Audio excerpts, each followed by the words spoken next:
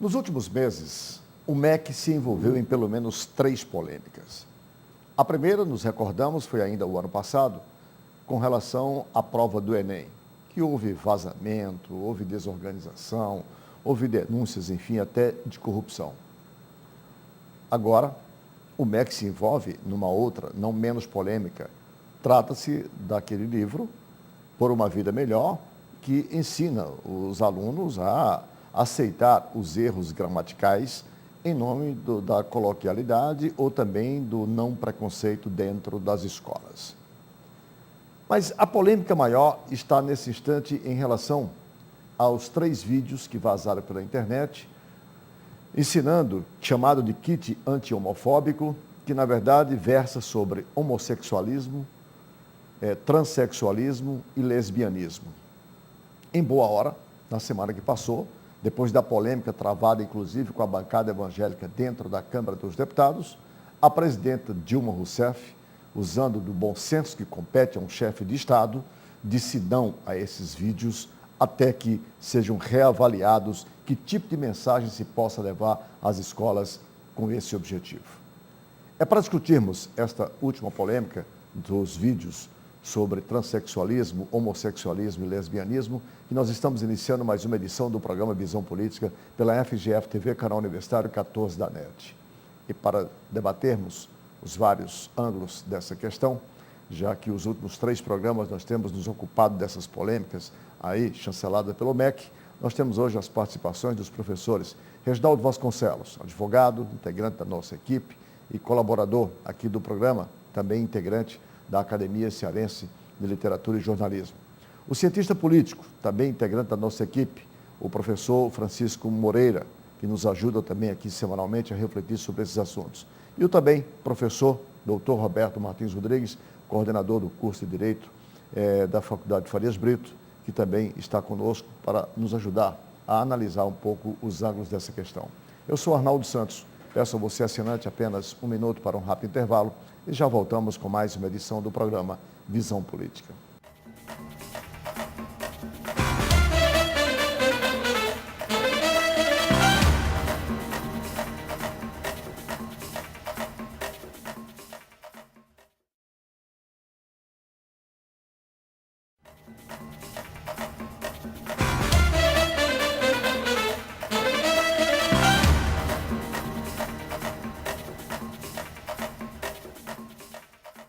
Estamos de volta com o primeiro bloco do programa Visão Política pela FGF TV, canal universitário 14 da NET e Rede Pública de Televisão Cearense. Se você, assinante, ligou agora, o programa vai hoje se debruçar sobre mais uma polêmica, talvez aquela que mais tem suscitado discussões na mídia, na sociedade de um modo geral, na imprensa e, sobretudo, entre as minorias hoje interessadas, obviamente, nesse problema. Eu estou me referindo aos vídeos que vazaram, e segundo informações patrocinados pelo MEC, que seriam distribuídos nas escolas públicas de todo o país, versando sobre homossexualismo, transexualismo e lesbianismo, que a presidenta Dilma Rousseff, diante, segundo a imprensa, da pressão feita pela bancada evangélica dentro do Congresso Nacional na semana que passou, chegando inclusive a ameaçar a convocar o ministro Palocci, que está envolvido nessa polêmica também aí de enriquecimento ilícito, a presidente Dilma mandou suspender a distribuição desses vídeos que o MEC negou que já tivessem sido distribuídos. Professor Moreira, somos 3, os senhores são 3 educadores com muita experiência nessa questão. Não sei se os senhores viram os vídeos pelo YouTube que circulou, mas o que está acontecendo com a sociedade brasileira, hoje vou colocar assim em geral, e notadamente com o MEC, com o nosso sistema de ensino, já tão criticado pela ausência de qualidade de uma boa escola, e hoje gastando energia com essas polêmicas que, mérito à parte, é evidente que ninguém pode ser a favor da homofobia, ninguém pode ser a favor do preconceito, da discriminação, mas, méritos à parte, repito, me parecem questões menores diante do grave problema que ainda é a falta de qualidade do ensino no nosso país e a consequência é essa extrema miséria que ainda nos agride a todos e especialmente 16 milhões de brasileiros. Qual é a sua percepção sobre essa questão? Porque na semana que passou nós discutimos aqui o problema daquela cartilha, aquele livro, aliás, um livro didático, Por uma Vida Melhor, né? Que também traz lá alguns ensinamentos com os quais ninguém em sua consciência pode concordar que uma escola se ocupe. Agora mais essa. Pois é. Eu acho, Arnaldo, e aí um ponto de vista que eu tenho firmado ao longo do tempo, com relação a certos aspectos da vida privada, né, que, na verdade, o Estado procura intervir, né, esse é um caso específico, né, e que, na tentativa de dar uma regulamentar, né, ou tentar dar um tratamento diferenciado a essas questões, ele termina, né, criando esse tipo de polêmica, né, que não serve, como você bem colocou, ao Ministério da Educação nesse momento, né, que devia estar preocupado com questões que eu acho que são de maiores amplitudes. Não quer dizer que isso não é uma questão séria, é uma questão séria, mas eu acho que há mecanismos da própria sociedade que dão conta disso sem o envolvimento do Estado de uma forma direta numa questão dessa, que eu acho que é uma coisa da vida privada das pessoas. Eu acho até que essa questão ela ganhou uma visibilidade, né? Ganhou uma dimensão que deveria ser tratada de outra forma, de maneira muito mais tranquila do que muitas vezes ela é tratada, né? Por exemplo, eu acho que a televisão, por exemplo, as novelas, elas já tratam dessa questão, já dão tem um olhar, né, sobre essa questão, que eu acho que é até muito mais do que a própria questão da tradição da família e tal no Brasil. Você se refere quando as novelas abordam as relações homossexuais que estão aí de forma muito extremamente aberta, né, sem nenhuma... Professor, você permite? Pois não. Eu também temo o seguinte, com esse exagero dessa intervenção nessas questões, a gente passa para o outro lado, criar um preconceito contra quem não está nisso. Contra a grande, ainda é uma maioria, embora diminuindo cada vez mais, mas ainda é uma maioria que vive segundo aquelas regras tradicionais da natureza. Acaba se criando também um preconceito contra essas pessoas. Você acha que a ênfase, a visibilidade nesse instante aos interesses das minorias homossexuais pode gerar a intervenção a intervenção estatal. Né? Eu acho que dessa maneira, nas novelas e de outras formas, é muito mais fácil combater o preconceito, tornando o público, mas na área privada, aceitável, né? Aquilo que se pode aceitar como coisa de cada um, segundo a natureza de cada um. Arnaldo, concordo inteiramente com a colocação dos professores, porque existe uma coisa chamada educação videográfica. É a influência que a imagem, que o vídeo provoca nas pessoas. Então, uma novela que apresente um homossexual bom caráter, pessoa bem inserida na sociedade, faz um trabalho muito melhor do que um vídeo desse que vai influenciar crianças, não é? Que você não sabe que tendências essas crianças têm, não é? Até pelo estímulo da curiosidade. Pode provocar realmente o efeito contrário, pode aprofundar nas pessoas que realmente têm aversão ao homossexualismo, pode aprofundar a aversão. Então eu acho uma bobagem, acho muito mais importante que se orientassem os novelistas para que sempre colocassem afrodescendentes, homossexuais, em posição de pessoas de bom caráter, pessoas bem situadas, bem comportadas, porque isso vai entrando na alma das pessoas e vai combatendo o preconceito de uma maneira natural e suave. O Estado intervir dessa maneira, cirurgicamente na mente das crianças, é uma coisa violenta. A presidente Dilma cresce no meu conceito, ganha prestígio no meu conceito, em função dessa medida que tomou. Não sei se pressionada, de qualquer forma, é uma medida acertada na minha maneira de pensar.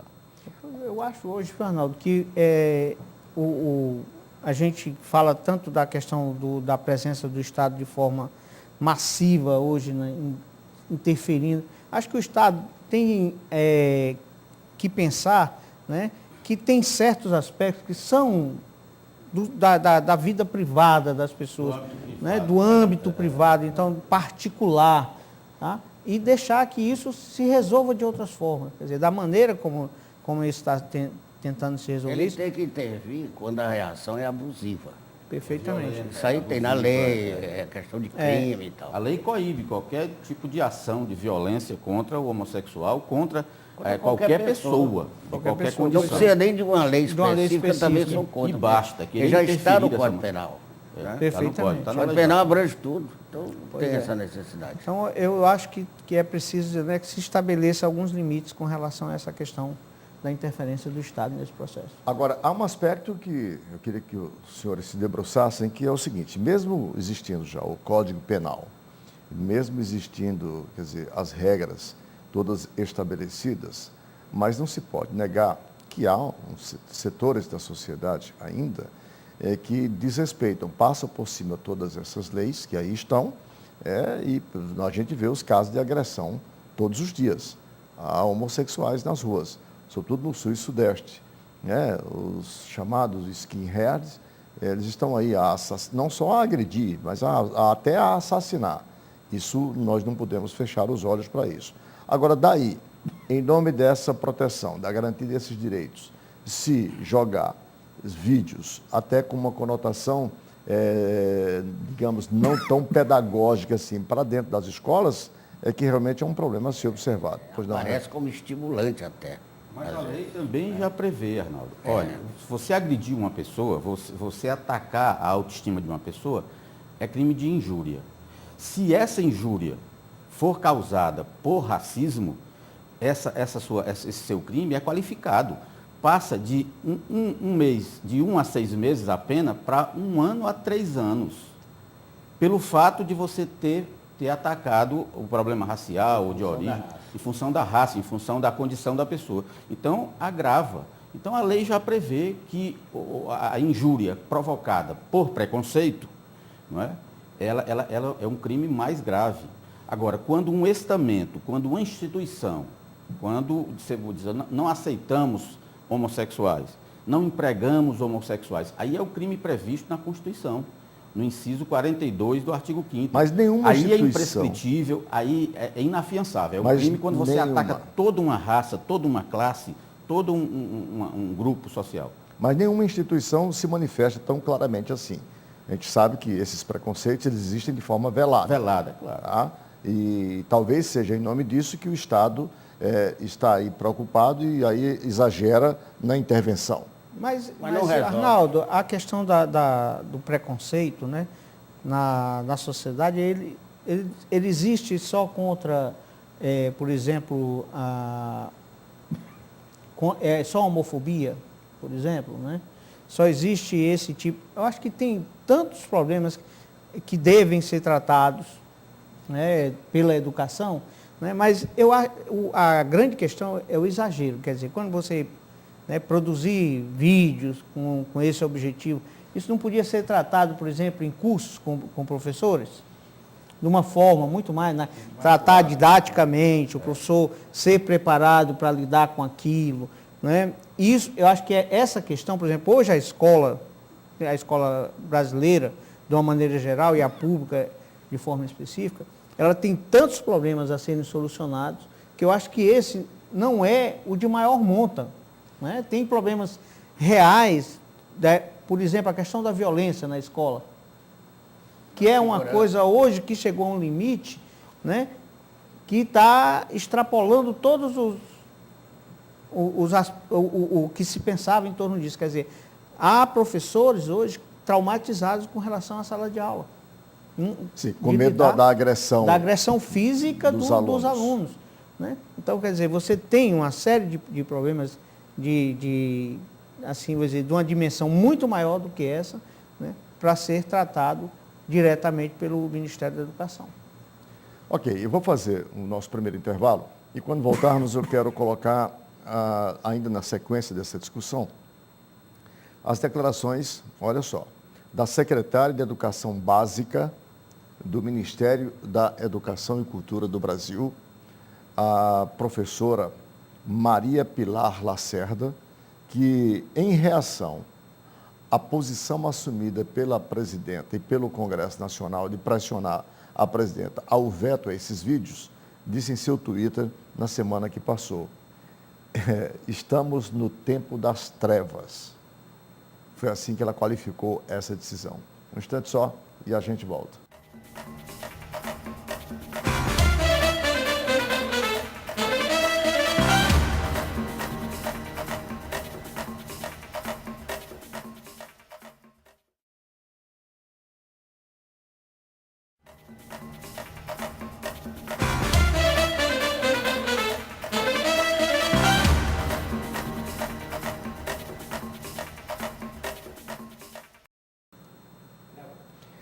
Estamos de volta com o segundo bloco do programa Visão Política pela FGF-TV, canal Universitário 14 da NET e Rede Pública de Televisão Cearense.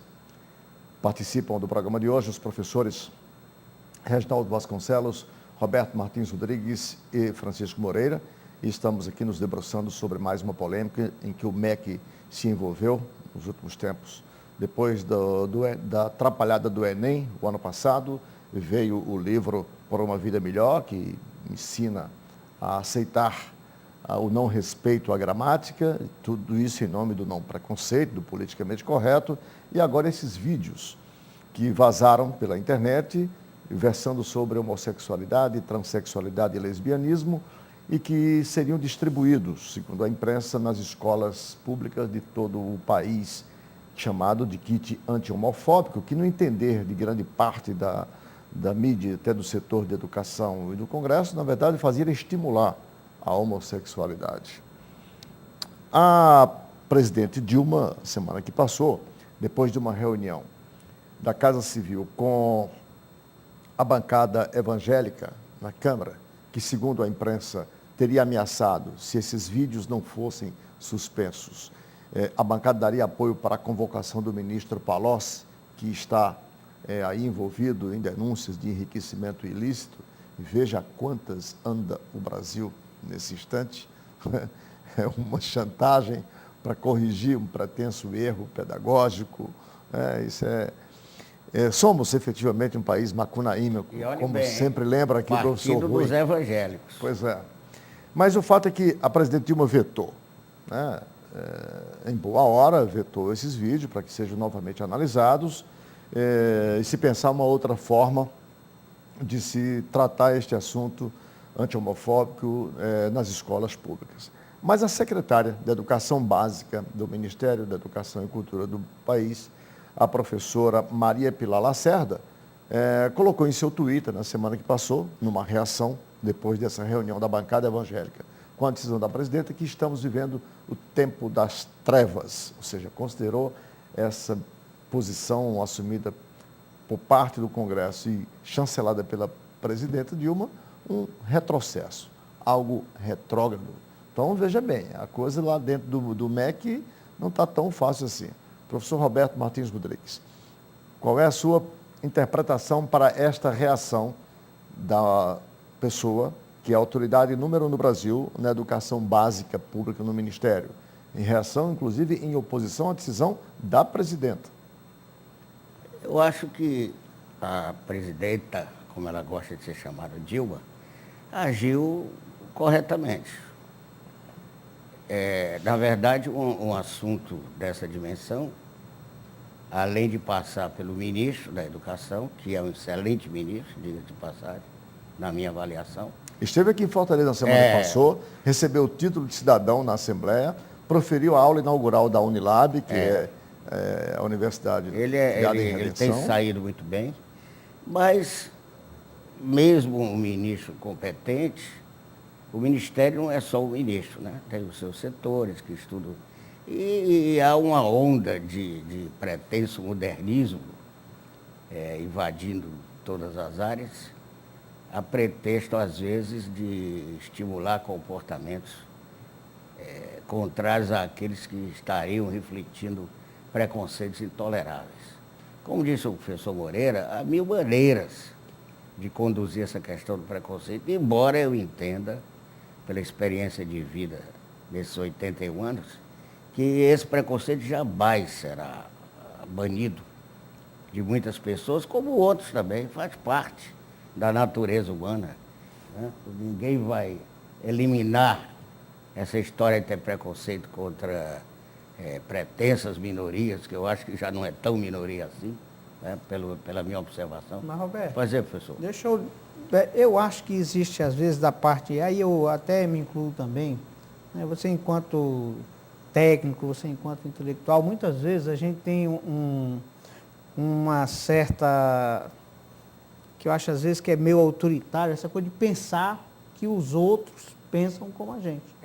Então, quer dizer, uma declaração dessa de uma... A vontade de uma pessoa... uniformizar o nosso pensamento. Perfeito. Então, quer dizer, muitas vezes dos gabinetes, das leituras que fazem, muitas vezes das informações que são recebidas, às vezes até mais de fora do que da própria interna da sociedade, né, de uma visão interna da sociedade local, eles tomam atitudes e propõem políticas, tá certo? Que muitas vezes não se coadunam com a sociedade. É uma certa visão autoritária mesmo. Quer dizer, quando ela fala de que nós estamos voltando às trevas, na verdade é uma visão pessoal, né, que ela termina externando, né, e como se fosse, como ela é uma autoridade, ela termina comprometendo o próprio ministério. O técnico, por melhor que ele seja, nem sempre ele tem a visão geral. Ele tem a visão política. Pois é isso que eu estou dizendo. Por isso é que eu, pessoalmente, não sou favorável a essa afirmação que vai se tornando generalizada, que o presidente, o governador, o chefe não sei de onde, deve botar sempre técnico nos lugares aparentemente só técnico. Não são.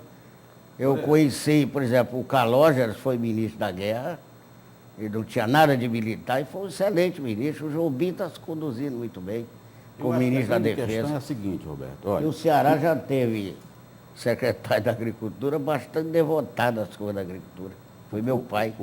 Ele era bacharel em direito, tinha nada a ver com a agricultura. O problema do homossexualismo é o seguinte: uma coisa é a intenção do Estado, não é, de reduzir o preconceito, de reduzir a homofobia, como se diz, contra o indivíduo que é homossexual.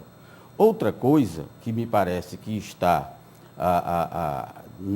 nessa movimentação desses vídeos, na movimentação dos grupos homossexuais, é tratar o homossexualismo como uma coisa desejável, como uma coisa interessante, bonita e estimulável.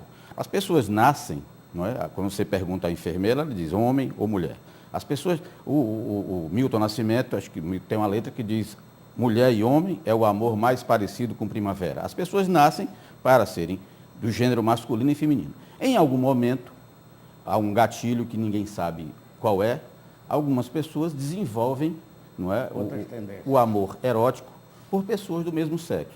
Isso não é o desejável, nem nenhuma pessoa, isso não é agradável, não é nem para eles próprios, porque eles têm dificuldade de encontrar outro parceiro nas mesmas situações. Então, não é uma coisa que se possa aplaudir e divulgar e estimular nas crianças. Há que se fazer com que as pessoas entendam, crianças e adultos, que essas pessoas têm direito a viver, têm todas as prerrogativas da cidadania e não podem ser agredidas e maltratadas. Mas nem por isso se querer estimular o homossexualismo como uma opção que não é. É uma contingência. É um desvio contra a maneira. É uma orientação sexual que a pessoa desenvolve por alguma razão que a ciência ainda não estabeleceu. Mas não é uma opção. A pessoa é assim porque de alguma maneira se sente assim. Inclusive é uma discussão enorme com isso aí. Se é uma opção, se é um problema, né?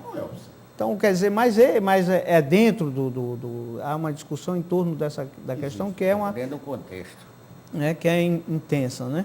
Mas Sim, voltando... E a posição da secretária de Educação Básica, estou falando da autoridade maior no ensino básico público do Brasil, que mesmo diante de uma reação de um setor significativo do Congresso Nacional, que é a bancada evangélica, portanto, uma bancada que propugna por uma moral conservadora, que é a moral da maioria da sociedade brasileira, e da chancela, da atitude da presidente Dilma, que eu consideraria uma atitude prudente, de bom senso, diante da polêmica, muito equilíbrio.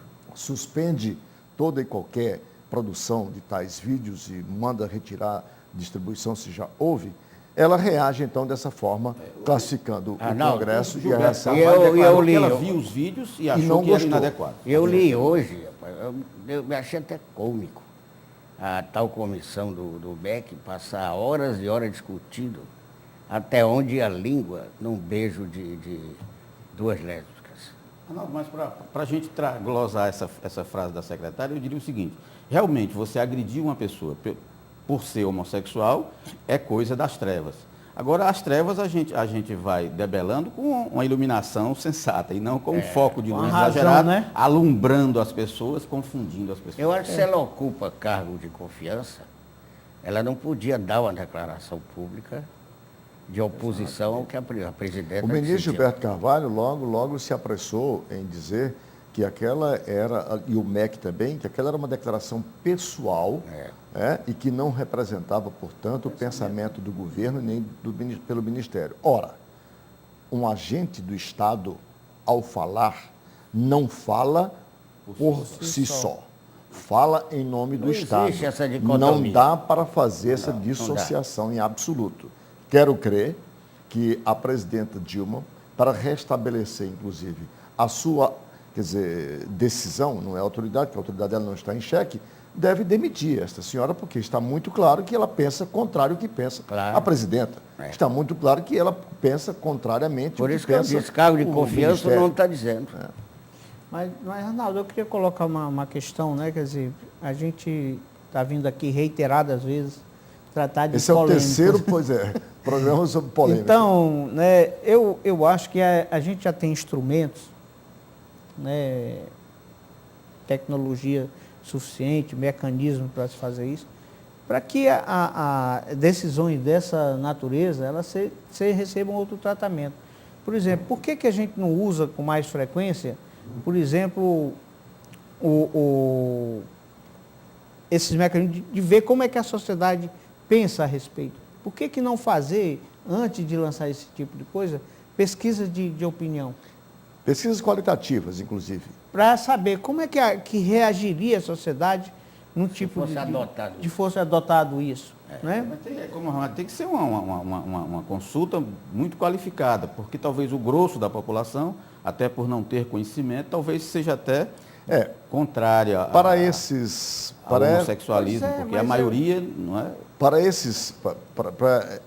essas decisões de Estado que possam suscitar polêmica, a técnica mais utilizada, e a gente usa isso nas ciências sociais e ciências políticas, é a chamada pesquisa qualitativa. Você reúne grupos, os mais heterogêneos possíveis, em vários setores do país. A este grupo pode ser de 40, 50 pessoas, não mais do que isso.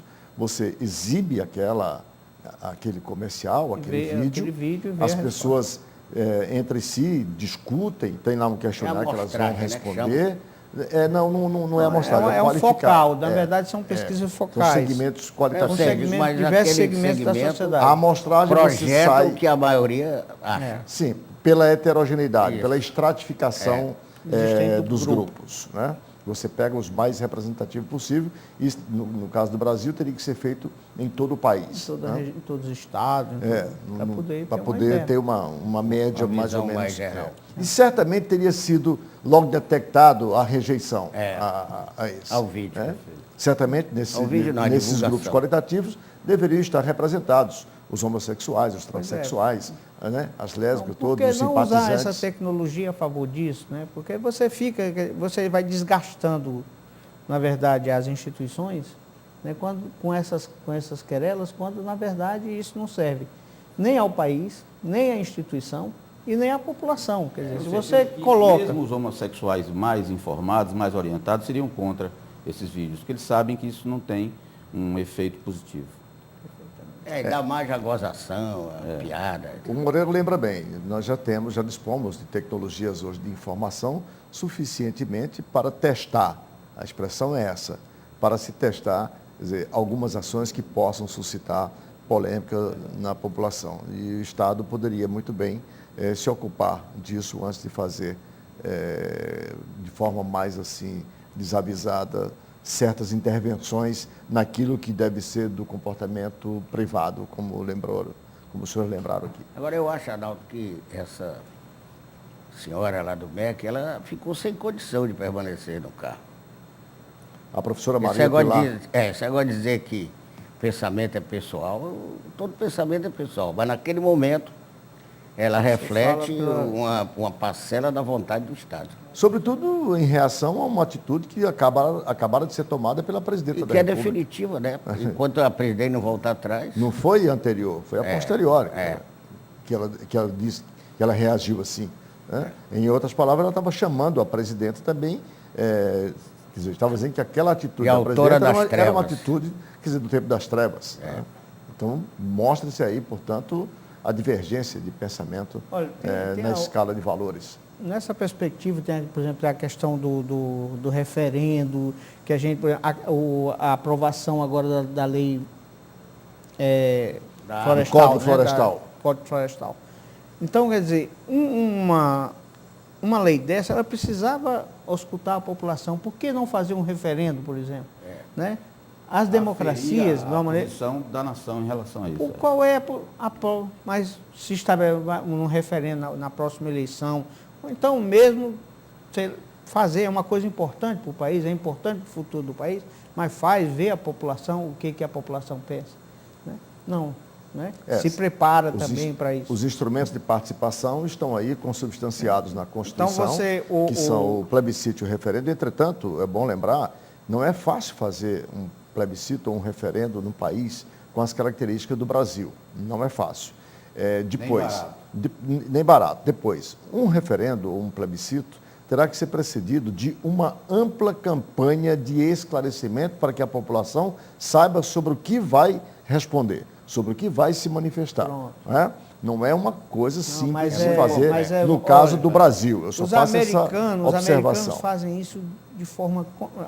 Usa-se o próprio processo eleitoral para se fazer isso. Mas os americanos fazem isso porque a autonomia do Estado, o princípio federativo americano é diferente do nosso. Eu sei. Né? Quando se estabelece um plebiscito, não necessariamente lá se acontece em todo o país. Acontece nos estados em que eles querem fazer. Vota mil coisas. E a outra coisa, não é obrigatório o comparecimento. Né?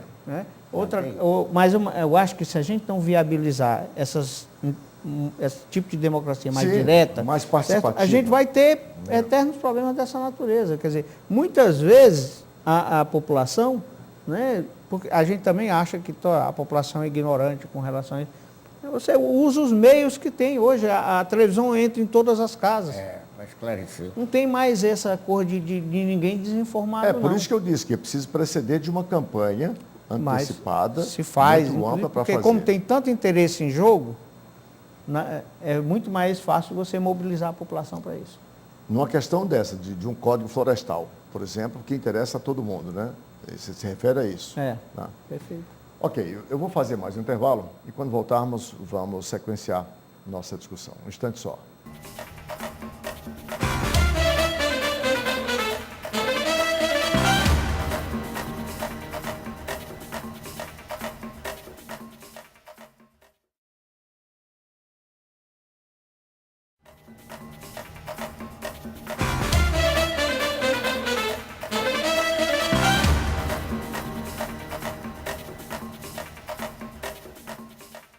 Estamos de volta com o terceiro e último bloco do programa Visão Política pela FGF-TV, canal Universitário 14 da NET e Rede Pública de Televisão Cearense. Nós estamos hoje com as participações dos professores Reginaldo Vasconcelos, Roberto Martins Rodrigues e Francisco Moreira. Discutimos nos dois primeiros blocos do programa essa polêmica em torno dos vídeos anti-homofóbicos que a presidenta Dilma, na semana que passou, resolveu suspender a decisão do MEC de produzi-los para distribuição nas escolas públicas do Brasil. E agora eu queria colocar aqui para a nossa discussão um assunto da nossa economia. O governador parece ter feito escola na cidade de Fortaleza. Todos lembram que há 3 semanas o governador participou de um rally, né, nas estradas, sobretudo na BR-222, como forma de protesto depois daquela polêmica das acusações que o governador fez ao ministro dos Transportes pelo abandono, pelo descaso, né, com relação às reivindicações do Estado do Ceará sobre as BRs. Pois bem, o mesmo grupo que organizou este rally do qual o governador participou para protestar contra a situação das estradas, organizou no último dia 29 o rally também chamado de Rally da Fortaleza dela, numa alusão à prefeita Luiziane Lins, cujo slogan da administração é Fortaleza Bela. Aí a turma fez o Rally da Fortaleza dela, para também alertar a população, chamar a atenção da administração para a situação de buracos e que se encontram as nossas vias. Sem querer fazer nenhuma defesa da prefeita nem da administração, devo dizer que esses buracos eles são históricos durante toda a quadra invernosa. Em maior ou menor intensidade do nosso inverno, esses buracos aparecem, o que revela um problema crônico da técnica com que utilizamos para fazer os asfaltamentos, os arruamentos de Fortaleza. Combinado, obviamente, com uma falta de infraestrutura, quer dizer, pluvial, desta cidade, que também é histórica. Todo mundo sabe que Fortaleza não resiste a uma chuva de 30 milímetros, porque não tem. O seu sistema de escoamento é péssimo, para dizer o mínimo. Isso não isenta, evidentemente, que a administração pública municipal de ter uma ação mais contundente, mais objetiva, sobre essa questão dos buracos da cidade. Acho que o protesto tem razão de ser. Faço apenas esse esclarecimento ao introduzir o assunto para os senhores, a fim de que não sejamos aqui interpretados como alguém que, formador de opinião, desconhece a realidade. Reginaldo Vasconcelos, qual é a tua percepção? Esse movimento da Fortaleza dela é importante para sacudir a administração? É claro, Arnaldo, isso é uma questão muito grave, não é uma questão do conforto da população, é uma questão patrimonial. Você quebra o carro e você pode ter acidentes, é uma questão de segurança, você pode ter acidentes por conta de vias mal pavimentadas e você tem prejuízo, o seu carro vai sofrer uma depreciação muito grande. Num país onde as leis funcionassem, você poderia acionar o Estado, porque caiu num buraco, quebrou o seu aro, furou, rasgou seu pneu. Aqui não acontece. Se você for para a justiça, vai passar 20 anos no final. Falar, não adianta. Professor, do desconforto dos que usam o transporte coletivo, que aqui também é péssimo, para dizer o mínimo. Transporte ruim, então você tem um problema econômico em relação ao turismo. Eu mesmo recebi aqui um casal recentemente, alugaram um veículo e ficaram espantados, rapaz. Eu não podia andar, porque a cada esquina tinha um buraco. E isso é uma questão da pavimentação. Eu lembro, Arnaldo, Moreira, Roberto, que lá atrás, no governo acho que do Vigílio Távora, do Manuel de Castro, se fez a pavimentação da estrada que vai à Morada Nova, do Triângulo à Morada Nova. E uma empreiteira fez a metade, a outra fez a outra metade. Muito bem. No primeiro inverno, a parte de uma delas esburacou inteira, a outra resistiu muito bem às chuvas. Quer dizer, a qualidade do trabalho. Ali configura que se você tiver uma empreiteira, uma empresa fazendo um trabalho bem feito, isso não vai ficar tão degradado com as chuvas. Você levantou uma questão que eu acho que é fundamental, Reginaldo, que é essa questão, e eu não sei como é que o poder público continua a tratar dessa questão, que são aquilo que é tratado com as empreiteiras. Quer dizer, você vê que a qualidade da maioria dos trabalhos nessa cidade são de péssima qualidade. Professor, essa é a raiz do problema. Esse negócio de dizer que é chuva é desculpa de mal pagador. Eu sei que Fortaleza tem um péssimo sistema de escoamento, drenagem, tudo isso. Mas acontece que há dois aspectos. Nós temos problemas a esse da sérios. qualidade da obra pública, ou da prestação do serviço público. A gente aprende que o que caracteriza o serviço público, a obra pública, é a qualidade, a eficiência, a modicidade dos preços, etc. Mas isso na prática não funciona. E nem assim a gente pode excusar o poder público. Porque existe um negócio pequenininho chamado fiscalização. Tem que fazer. Que não existe. Nem durante a execução do contrato de empreitada, nem depois. Eu me lembro que eu estava numa lanchonete à beira da estrada de Baturité, no primeiro governo Tasso Gereissati, quando o governador, dirigindo seu próprio carro, entrou nessa lanchonete, visivelmente contrafeito, zangado, e me explicou que o carro dele tinha afundado uma das rodas do asfalto. E naquele tempo era Daia, salvo engano. E ele chamou imediatamente o Daia pelo rádio, do segurança dele, para ver aquele negócio. Quer dizer, a consistência, estão chamando até o asfalto de Fortaleza de pó de arroz. Sonrisal. Quer dizer, a qualidade. Que também não resistiu Os empreiteiros fazem mal feito, não colocam a quantidade dos ingredientes do asfalto correta e depois acontece. Você vê, Arnaldo, pelo transporte coletivo. Não tem fiscalização nenhuma. Pois não, Moreira. Só para citar um exemplo bem recente, a história da BR-116, esse trecho, né, urbano. Tá certo? Um trabalho, ele nem chegou a ser concluído. Certo? A BR-116 já está cheia de problemas. Você fala o trecho entre Fortaleza e Messejana? Esse trecho urbano. Que né? é o trecho urbano. Certo? Que aquilo que foi feito, foi mal feito. Agora veja bem, não vamos deixar de lado a CAGES. Quem anda na leste-oeste fica impressionado. Olha, agora mesmo a gente encontrou o crime que a CAGES pratica diariamente. O que os senhores estão dizendo só evidencia, do meu ponto de vista, quão omisso, quão negligente, quão desidioso para ser educado com o nosso assinante, que a vontade era de usar outros adjetivos, é o poder público municipal nesse instante. Porque, olha, se a obra é de péssima qualidade, de quem é a responsabilidade? De quem contrata e não fiscaliza. Exatamente. Se a obra é de péssima qualidade, é de quem também? É claro que é do empresário desonesto, da empresa desonesta, que faz um trabalho, quer dizer, ruim. Se essa obra não é corrigida para as especificidades previstas no edital, é porque pode haver conivência entre o fiscal da prefeitura, o engenheiro da prefeitura, que é designado para fiscalizar. Então eu faço aqui um apelo.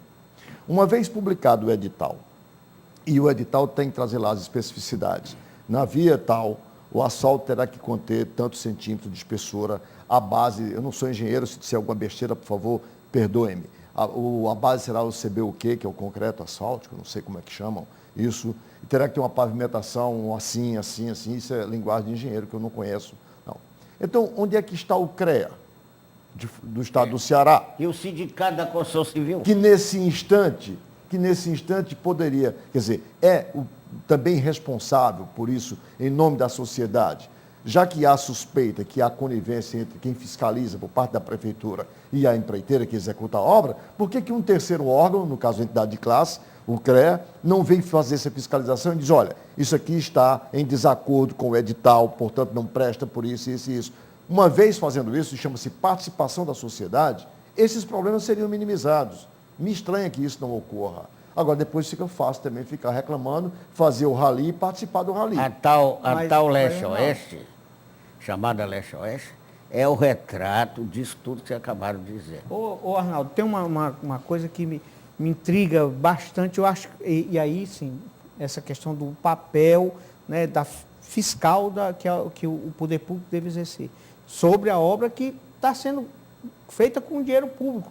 Por exemplo, várias avenidas de Fortaleza, essa inclusive agora que eu vi, é Parajana, tem vários nomes, essa avenida, eles trocaram todo o meu fio, ali principalmente do canteiro central, você quer dizer? Né? Trocaram o meu fio. Muito, muito bem. Certo? Você pode observar, indo pela mesma avenida, que está tudo destruído já. Quer dizer, como é que você gasta dinheiro público trocando todo aquele material por material, um outro material, agora antes era fio de pedra, agora é de cimento, por esse novo, e não dá manutenção, foi um serviço mal feito porque está todo destruído já, está todo no chão. Então, quer dizer, isso é uma absurdo. Quer dizer, o poder público tem que...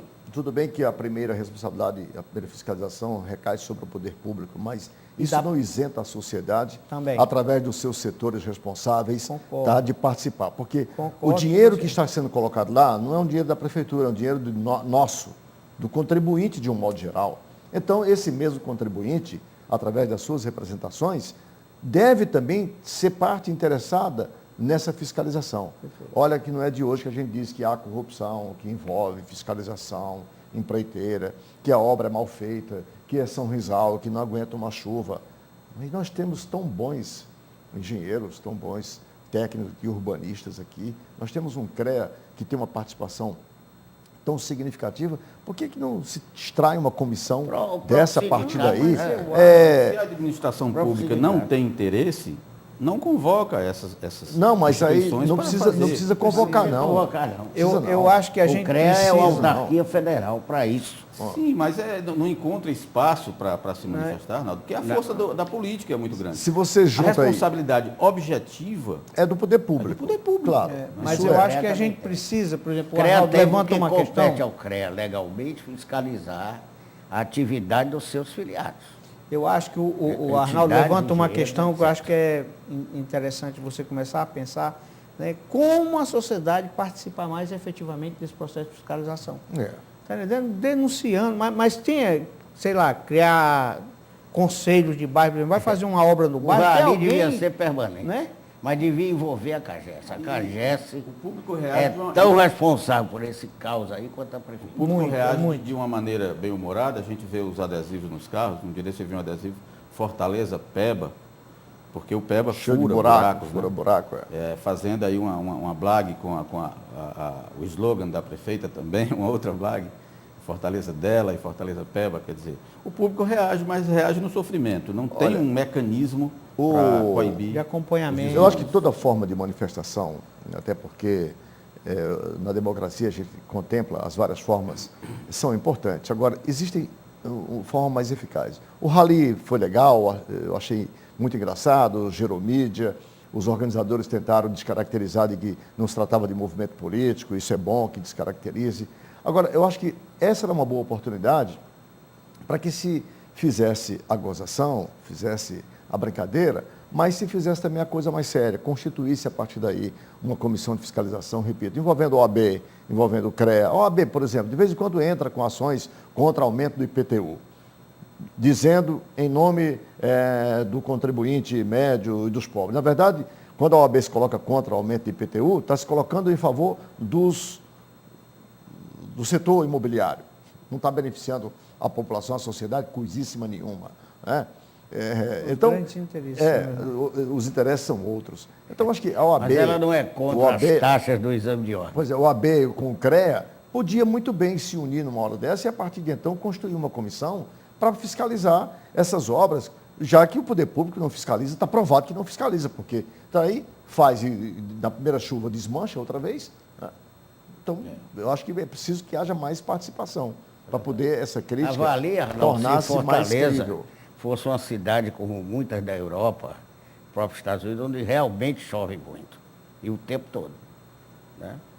Nós temos aí uma vez na vida um inverno mais audacioso e tal, mas geralmente chove pouco. Mestre, vou lhe dizer uma coisa que eu acho. Na verdade, a grande maioria das ruas de Fortaleza que foram pavimentadas, se é que a gente pode chamar isso de pavimento, porque na verdade foi uma maquiagem da maioria dos governantes, no sentido de passou uma tinta para dizer que... É o que acontece no interior. Então, a maioria dos prefeitos é preocupada em botar asfalto. Mas bota uma tinta que ele termina, acabou. Enquanto passa o mandato dele. O mandato dele. Depois de então, mim, o dilúvio. Né? Pronto, não se faz nada para dizer, eu vou fazer uma obra que é uma obra perene, que vai passar o meu mandato, não vai... Né? Não é, nada é perene, tudo é para durar o mínimo possível. É o mandato. É a obsolescência programada. Perfeito. Veja você a diferença. Aqui agora eu puxo de memória e lembro. Existe uma avenida aqui em Fortaleza chamada Avenida Sebastião de Abreu, que em função de cortar o mangue ali do Cocó, ela por exigências técnicas e movimentos dos verdes, na época, tem uma parte que é de calçamento, todo mundo conhece. Cerca de 1 quilômetro antes da ponte, 1 quilômetro depois é calçamento, não foi por acaso, porque ali no mangue existe vida, então a água precisava quer dizer, escoar melhor para o lençol freático, evitar o aquecimento, porque o aquecimento ia matar o caranguejo, o que vive ali, enfim. E aí por isso foi calçamento, porque é mais frio e tal. Essa obra tem, se eu não me engano, 20 anos, ou um pouco mais de 20 anos. E está ali uma obra bem feita. Inteira até hoje. A Bezerra de Aquele Menezes calçamento, nova, aquele calçamento até agora hoje, está ótimo. Pois é, aquele calçamento até hoje já tem mais de 20 anos, está ótimo. lá. De vez em quando solta uma pedra, vão lá, repõe e tal. Eu estou dando aqui um exemplo que me ocorre. Se você me pedir um outro exemplo, eu não tenho para dar nessa cidade. Aliás, louve-se até. Entendeu? Quer dizer, então veja você a diferença, porque ali foi dado um tratamento em função do mangue, foi dado certamente um tratamento técnico, obedecendo às especificidades constantes do edital, né? Foi fiscalizado na administração da época, se eu não me engano foi na administração Ciro Gomes, foi? 1990. Então tem 21 anos. Eu tá? vou dar um exemplo contrário agora. Avenida José Américo de Almeida, aquela que vai para o Cambeba. Pois é. É Certo? o contrário. É o contrário, quer dizer, você tem sistematicamente você passa naquela avenida, tem aquelas, chamam panelas. Panelas, aqueles buracos que aqueles abrem buracos, do asfalto. porque a forma como foi feita a avenida. Né? Não se preparou a avenida para receber o asfalto. Tá certo? Então fizeram lá uma coisa para, na época, inaugurarem o Cambeba e ficou até hoje aquela Aí coisa nós lá. somos tributados, porque pagamos os tributos, os impostos, depois temos que consertar o carro, porque vai quebrar também. Corremos o risco de um acidente mais grave, uma consequência mais grave para você e para a família, né? E o desperdício do dinheiro.